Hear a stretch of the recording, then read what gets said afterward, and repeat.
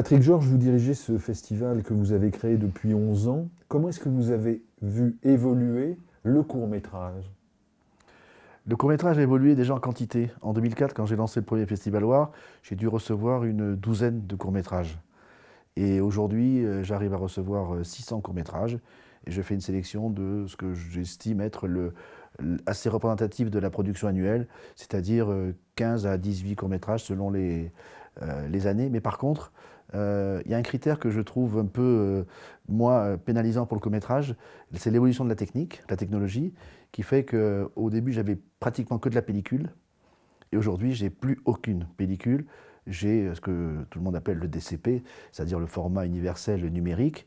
Et comme la pellicule était très chère, les gens avaient l'habitude d'avoir des courts-métrages courts. Ouais. Or, aujourd'hui, les courts-métrages réellement courts, on en a très peu. On pourrait appeler ça des très courts parce que la durée moyenne aujourd'hui dépasse les 20-25 minutes. Et j'avoue que c'est quand même une évolution qui est due essentiellement à la technique. Quasiment du moyen métrage.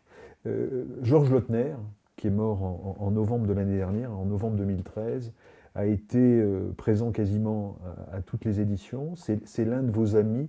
Qu'est-ce qu'on peut dire aujourd'hui de Georges Lautner, qui a 60 ans de carrière, 40 films, dont les Tontons Flingueurs, on fêtait les 50 ans des Tontons Flingueurs l'année dernière. Comment on peut parler encore de Lautner aujourd'hui? Lautner est quelqu'un d'universel. Moi, je suis sidéré de voir aujourd'hui des jeunes connaître et vous réciter toutes les répliques des films de Lautner. Alors, il y a un amalgame entre Lautner et Audiard. C'est-à-dire qu'on retient les citations et vous ne trouvez pas un fan de cinéma qui ne soit pas capable de vous sortir une réplique d'un des films. Que ce soit les Barbouzes, les Tontons, c'est rentré dans le, je dirais, dans le patrimoine du cinéma. Lautner est rentré dans le patrimoine du cinéma parce qu'aujourd'hui, lorsque le film Les Tontons Flingués ressort au cinéma, il fait un carton. À la télévision, on le voit, c'est un vrai carton. Donc je veux dire, c'est universel. On fait des rééditions de DVD du film et il se revend. Pourtant, paradoxalement, Lautner pas forcément reconnu par la profession, ou du moins pas sacralisé comme on pourrait imaginer qu'il aurait dû l'être. Alors, Georges Lautner est quelqu'un que tout le monde connaît. Il faut savoir qu'il était très fier. Il avait un livre qui était les 100 meilleurs films du monde. C'est-à-dire ce qu'on emporte. Si on part sur une île déserte, on prend 100 films, lesquels? Et il est classé dans les 20 premiers. Il était très fier. Il était quand même le premier film français. Donc dans cette encyclopédie du cinéma mondial, il en était très fier.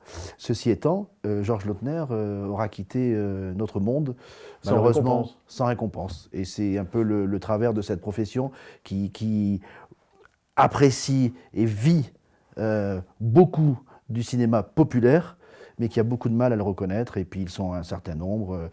Claude Pinoteau, qui était un grand ami de Georges Lautner, qui est décédé un an avant et qui était aussi un fidèle du Festival Loire, est parti sans avoir aucune récompense. Et Lautner a fait un court-métrage dans sa vie, un court-métrage qui date de 1965. Ça s'appelle Les Bons Vivants. Il y a déjà tout dans ce court-métrage.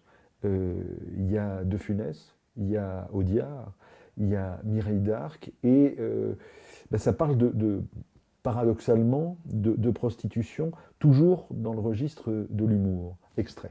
Monsieur, je vous en prie, dites que je suis avec vous.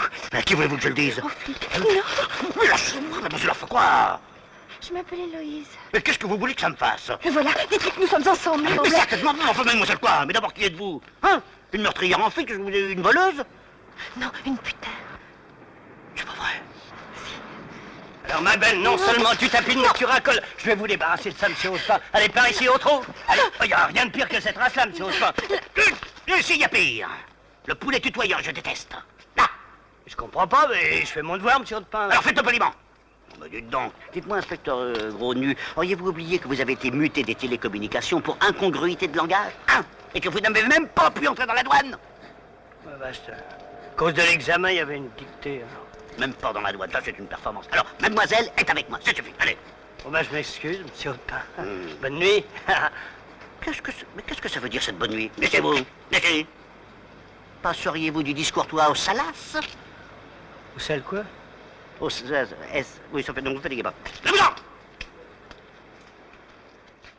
Étonnant ce court-métrage où on s'aperçoit bien, ça fait aussi un peu penser à ce que disait Mocky dans sa dénonciation des travers de la bourgeoisie, c'est-à-dire on est moral en vitrine, et dans l'arrière-boutique, on est quand même très immoraux.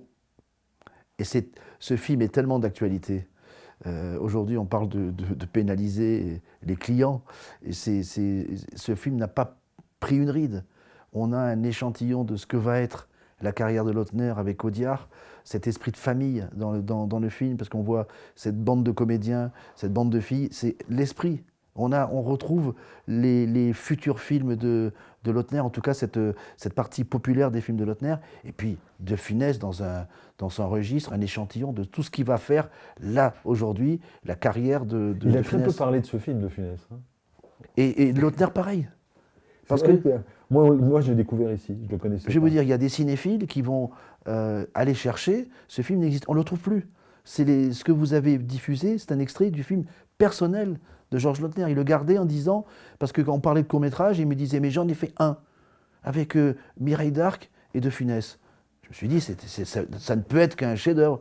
Et c'est un pur chef-d'œuvre, comme vous avez pu le voir, mais il faut vraiment regarder, c'est tout ce que Lautner a condensé sur un peu moins de 40 minutes. C'est ce qui va faire la notoriété qu'a aujourd'hui Lautner, même disparu. Lautner reste un cinéaste culte et ses films sont tous des films cultes. Il avait de qui tenir, hein, puisque René Saint-Cyr, qu'on avait reçu dans Des mots de minuit, et sa mère, et c'est cette comédienne qui a marqué le début du 19e siècle, du 20e siècle, non du 19e, du 20e, je ne sais plus, enfin bon, on est en 2013. Du début du siècle, on va dire. Du début du siècle, voilà, du début de l'autre siècle. Voilà, ça c'est, et pour terminer cette rencontre, Patrick, s'il fallait retenir un mot de l'humanité de Lautner, la question est un peu poncif, mais qu'est-ce que vous en retiendriez, vous, qui avez été son ami, ou qui êtes encore son ami? Pour moi, le trait de caractère principal de Georges Lautner, c'est la convivialité et l'esprit de famille.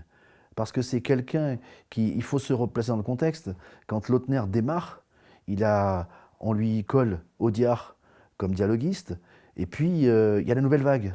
Donc son cinéma à lui, il est complètement à contre-courant, personne n'y croit.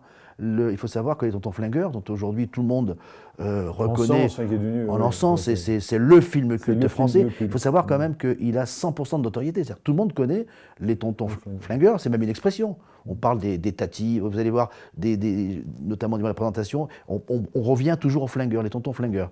Et ce que je retiens moi de Georges Lautner, c'est que Georges Lautner était quelqu'un qui avait une équipe.